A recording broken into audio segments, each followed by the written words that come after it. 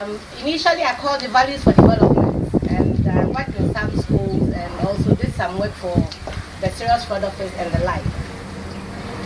Over the years, I decided to change the name and call it Values for Life.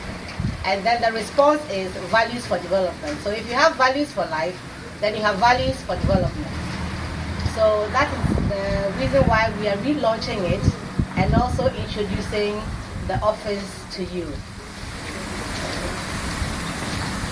So you are at Values for Life, Adenta.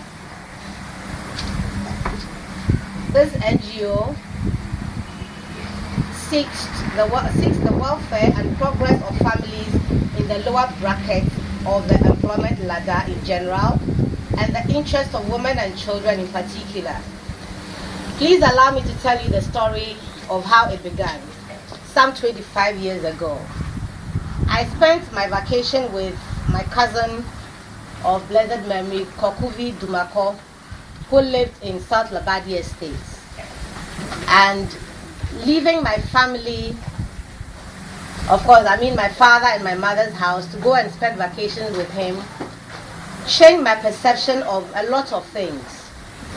Because anytime we go there on vacation and he's talking to his children, he will say something that resonates every year or every term. He will tell them, and here I'm going to speak my language. I'm going to speak Anglo. He will say, "Nya de makuda vum vadogia, mio de majimi lafia, tanama tuhoya milama, bimata wanada kan lom yabag bangua, kamya nyaba miaon towewe." He said to his children every term that he held onto a truck, a petrol tanker, from Aplau to Accra, and was able to acquire a land in South Lakajano area and built his house. And it's on a 3-plot space. And so his admonition to his children was that if, having gone through that, he's able to do what he has done, and they're not able to make anything of their lives, then it's their own fault. They should not grow up and blame him that he didn't set good examples for them. Of course, he didn't go to the university or anything of the sort, but he was able to do so much for himself and his children. And it's not as if I did not hear that from my own parents, but it went home when I heard someone else also say it. And that happened some 25 years ago. My next lesson came when I worked with the National Theatre. There again, I learned that with the right education, a square peg can sometimes be put in a round hole. That sometimes you are qualified for a certain job, or you have a certain vocation or calling, but because of your background or your education, you can be put anywhere and you are expected to function. That's what university education is supposed to do for you. And so even though I knew that I was talented and I was told that, and I had won award for my talent as an actress, sometimes they'll pick someone who has the university education over and above you. And so I learned another lesson, that it was important to polish your talents and get qualification for it. 12 years ago, I decided to go back to school to live the dream, and I've been blessed. I did my MPhil studies to know more about the continent, so I went to African Studies to do this course. I also decided to write about children because I had discovered that I had passion for working with children. Of course, I produced by the Far Side for almost 12 years, English for GSS on television, and now I'm judging a program on TV Africa. So that should tell the story of how passionate I am with working with children. And so, and this is because I've always been fascinated about the growing up phenomenon. I realized that when you are born, who gave birth to you, the social network you have as a growing up child, and the support among others that shape your life. I ask, didn't the Bible also say that train a child the way you want him to grow up, and when they grow, they won't depart from it?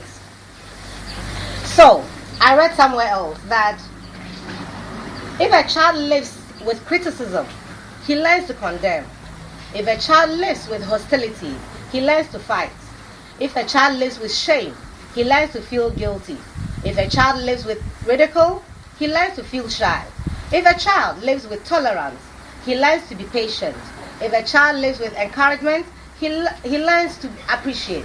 If a child lives with praise, he learns justice. And if a child lives with security, he learns faith.